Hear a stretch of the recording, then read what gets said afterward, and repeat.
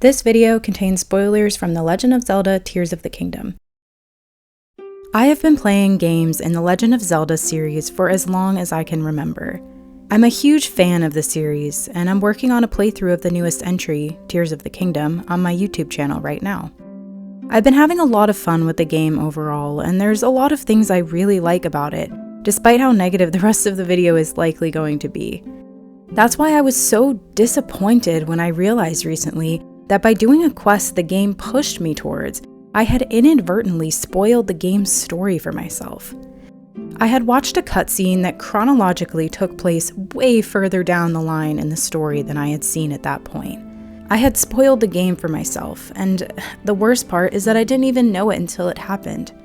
So let's talk about what happened, why it's an example of bad game design, and some ways it could have easily been avoided.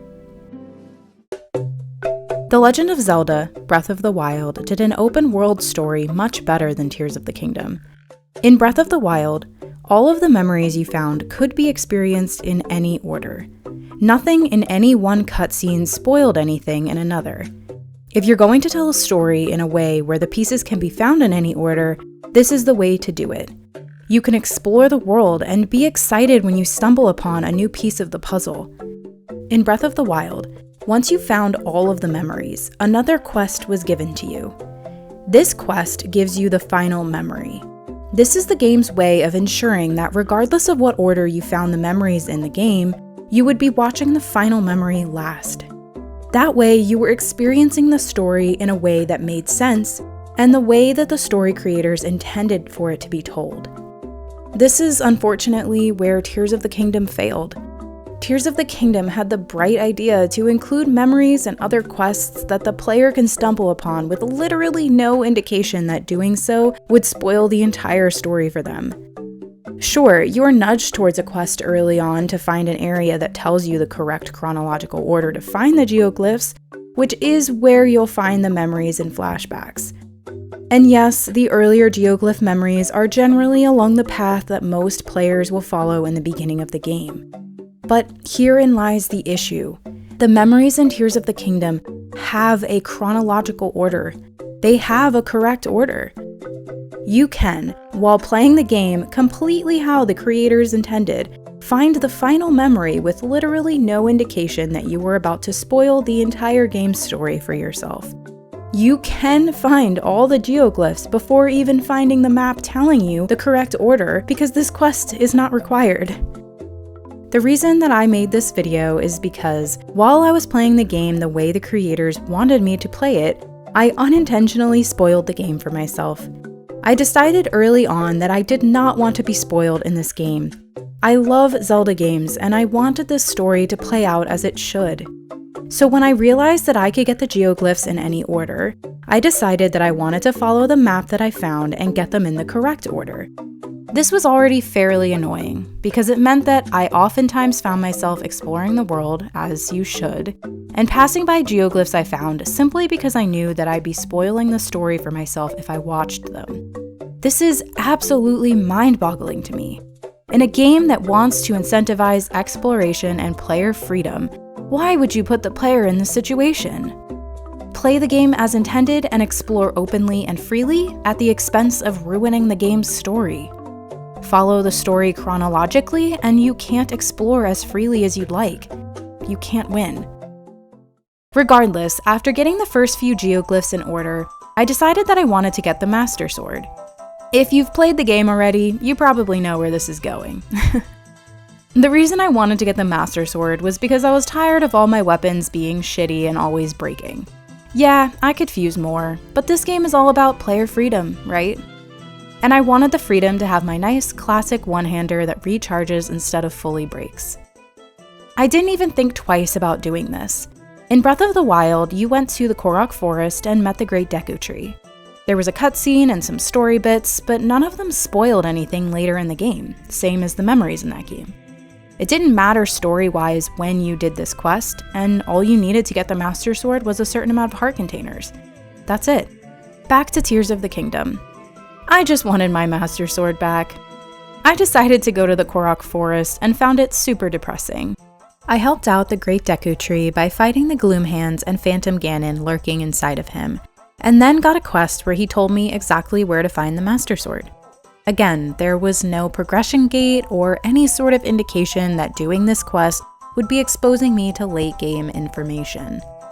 I looked around, following the spot on my map that now glowed, and realized the Master Sword was on, or in, a dragon flying around by Death Mountain at the time. Long story short, I found my way there and realized it was essentially the same as Breath of the Wild, except it was a test of your stamina bars instead of your heart containers. I left to get one more stamina bar, then returned, and pulled out the Master Sword. This is where it all started to go wrong.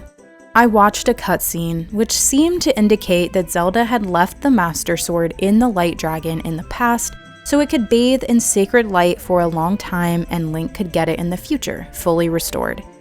This cutscene initially didn't make a whole lot of sense to me and I felt like I was missing something. But I kept on playing the game until, coincidentally, right after seeing the Master Sword cutscene, I found the next geoglyph in order, which showed me memory number 5. In this cutscene, the act of draconification, hope I'm saying that right, was described. Essentially, it was said that if you swallowed a secret stone, you were to become an immortal dragon. This is when it clicked for me. Unfortunately, I had spoiled the game for myself. Zelda didn't give the dragon the Master Sword so that Link could get it in the future. Zelda was the dragon.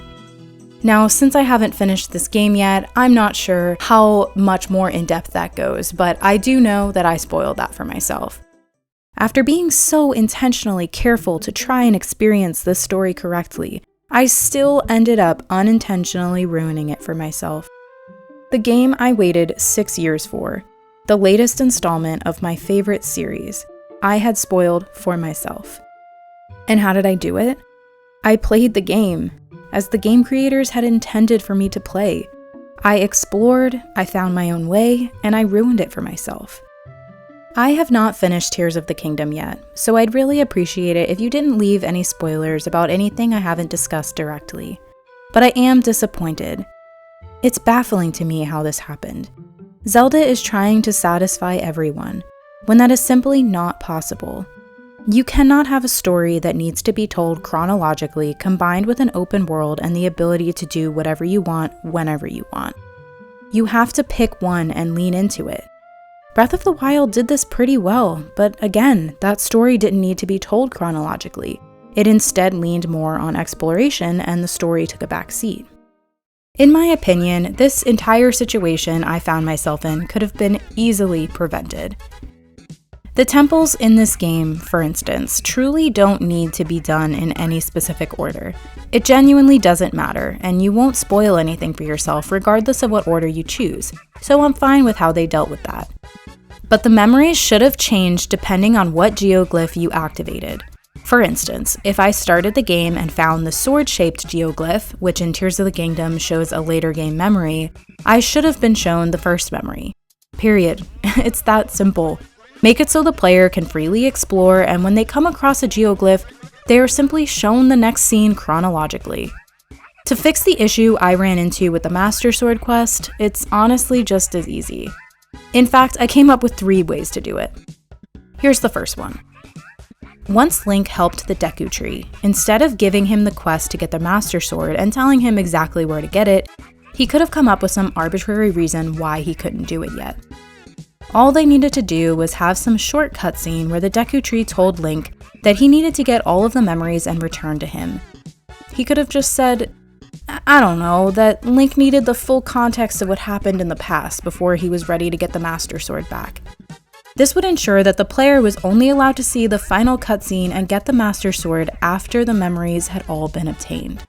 The second way would have been to have the Deku Tree tell Link where to find the Master Sword, but when he got there, he found it impossible to remove the sword, no matter what. A short cutscene could play where Link hears Zelda's voice calling to him, telling him to find all the memories she left for him and return when he's done.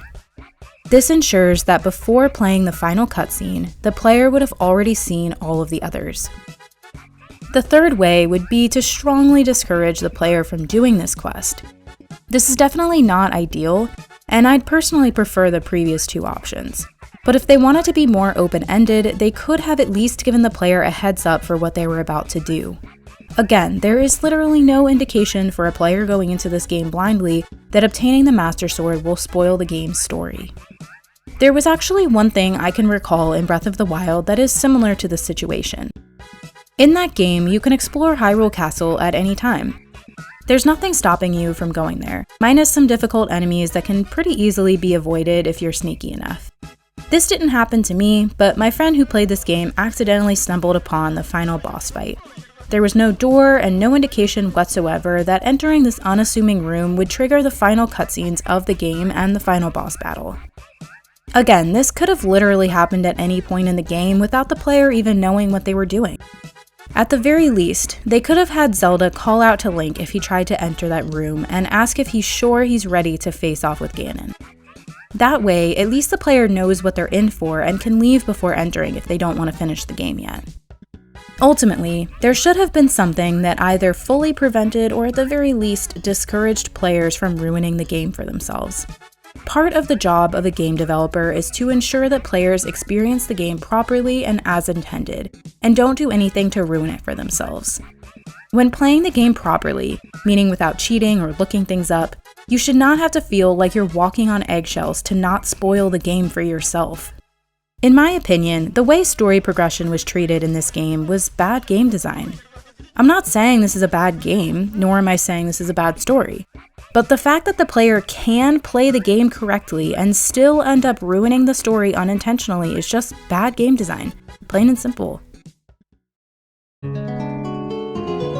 It's likely that I came off pretty strong in this video, and that's just because I'm very passionate about the Zelda series, and I almost felt cheated with this game.